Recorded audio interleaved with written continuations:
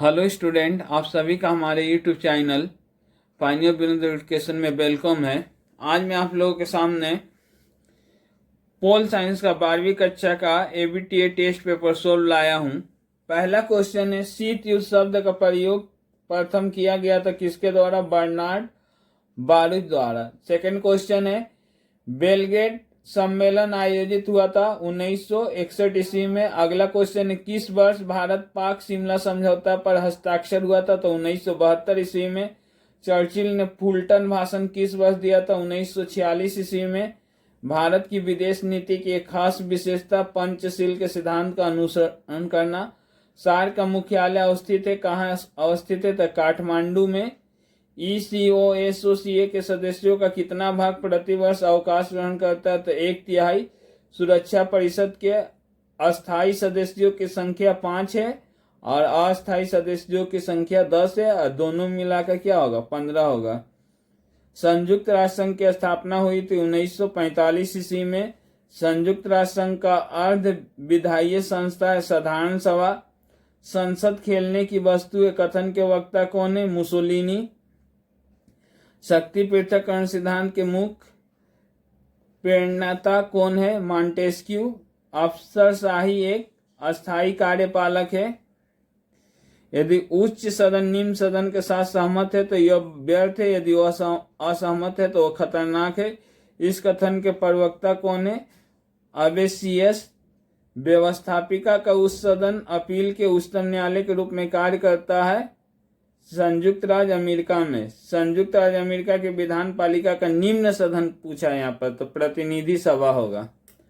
अगला क्वेश्चन है, भारत के प्रथम राष्ट्रपति कौन थे? तो डॉक्टर राजेंद्र प्रसाद। भारत के संविधान में प्रदत्त 100 निर्णय शक्ति दी गई है। आप लोग कमेंट कीजिएगा कि इसका आंसर क्या होगा? राष्ट्रपति होगा कि गवर्नर होगा कि मुख्यमंत्री होगा? अगला है, संसद के दोनों सदनों की संयुक्त बैठक की अध्यक्षता कौन करता है?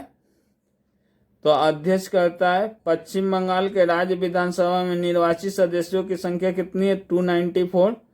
अनुसूचित जाति अनुसूचित जनजाति एवं महिलाओं के लिए सीटों का आरक्षण 73वां संशोधन कानून में किया गया था। पंचायती राज व्यवस्था में पंचायती समिति का स्तर है द्वितीय। पंचायती समिति का तीनों स्तर आप लोग याद करके रखिए। प्रथम कौन है, द्वितीय कौन है और तृतीय कौन है? इसमें से एक आ सकता है। प्रत्येक ग्राम पंचायत 5 से 30 सदस्यों द्वारा गठित होती है। कोलकाता नगर निगम का निर्वाचित सदस्य कहलाता है। इसका भी आंसर आप लोग कमेंट कीजिएगा क्या होगा।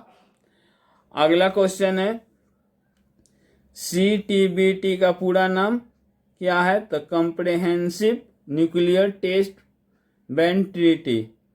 SAPTA का पूरा नाम क्या है? South Asian free trade area.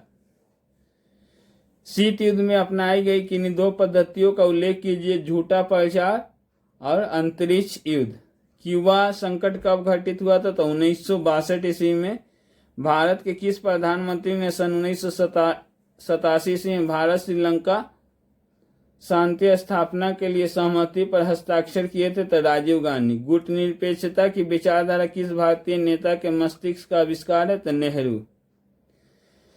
Atlantic charter किस वर्ष पारित हुआ था? कब पास हुआ था? तो 1941 ईस्वी में। अगला है, पंचशील के एक सिद्धांत का उल्लेख कीजिए।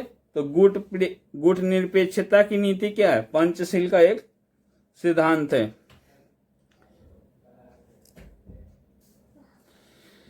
नेक्स्ट क्वेश्चन है, नेम का पूरा नाम क्या है? Non alignment movement. उसके बाद अंतर्राष्ट्रीय न्यायालय में न्यायाधीशों की संख्या 15। भारतीय विदेश नीति का प्रधान स्तंभ क्या है? पंचशील का सिद्धांत। वीटो शक्ति से क्या समझते हो? सुरक्षा परिषद के 5 अस्थायी देश अमेरिका, रूस, ब्रिटेन, फ्रांस एवं चीन को वीटो शक्ति का अधिकार प्राप्त है। इस अधिकार के द्वारा वे क्या है? संयुक्त राष्ट्र संघ के किसी भी कार्यवाही में बाधा उत्पन्न कर सकते हैं। संयुक्त राष्ट्र संघ के वर्तमान महासचिव कौन है? तो एंटोनियो गुटेरेस।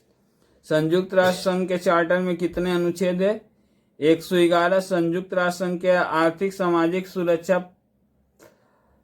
आर्थिक सामाजिक परिषद के किसी एक कार्य को लिखना है। तो कौन सा कार्य करता है? जो पिछड़े हुए देश है उसकी सहायता करना। राज्य विधानसभा का नेता कौन होता है? तो मुख्यमंत्री। द्विसदनीय विधान पालिका के पक्ष में एक तर्क प्रस्तुत कीजिए। प्रथम सदन के निरंकुशता पर रोक लगाता है। नौकरशाही कहने से आप क्या समझते हो? तो प्रतियोगी परीक्षाओं द्वारा नियुक्त उच्च प्रशासनिक अधिकारी को नौकरशाही कहा जाता है। भारत के उपराष्ट्रपति का चुनाव कैसे किया जाता है? तो भारत के उपराष्ट्रपति का चुनाव लोकसभा और राज्यसभा के सदस्यों द्वारा गुप्त मतदान द्वारा बहुमत के आधार पर किया जाता है। राज्यपाल के किसी एक योग्यता पर प्रकाश डाले। किसी का भी योग्यता पूछ दे तो आप एग्जाम में लिखिएगा कि वो भारत का नागरिक होना चाहिए। He should be Indian. वो भारत का क्या होना चाहिए? नागरिक होना चाहिए। और दूसरा इसका क्या है? जो ये सब में नहीं चलेगा। राज्यपाल की उम्र क्या है? कम से कम 35 वर्ष होना चाहिए।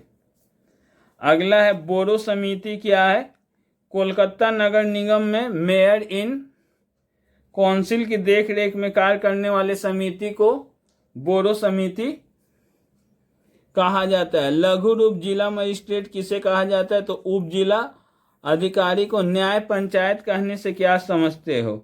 प्रत्येक पंचायत में स्थापित न्यायिक प्रकोष्ठ को न्याय पंचायत कहा जाता है। पश्चिम बंगाल पंचायत व्यवस्था में सबसे ऊंचा स्तर कौन है? जिला परिषद। यहाँ पर देखिए द्वितीय स्तर पूछा, यहाँ पर ऊंचा स्तर पूछा। इससे आपको एग्जाम में प्राय ही पूछता है क्वेश्चन। अब आइए लॉन्ग क्वेश्चन देख ले कि कौन कौन सा लॉन्ग क्वेश्चन दिया है।